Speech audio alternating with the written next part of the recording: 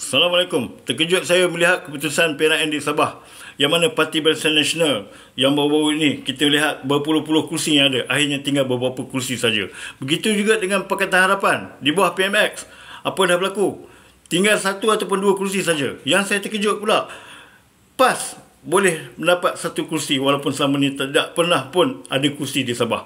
Ini membuktikan kenapa mereka ni benci sangat pada BN dan Pakatan Harapan.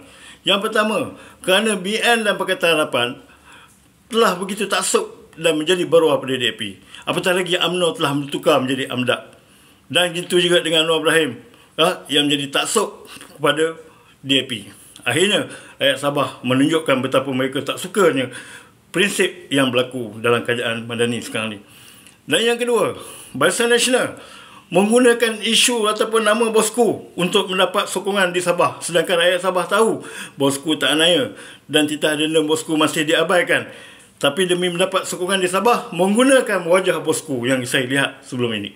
Jadi, rakyat Midi letak jawatan lah. Dan kami percaya, kalau Bosku dibebaskan, insyaAllah Bosku akan mengambil alih balik untuk memulihkan balik UMNO yang selama ini telah menjadi AMDAP. Kerana Bosku seorang saja yang belum pernah lagi menjadi baruah pada DAP ini.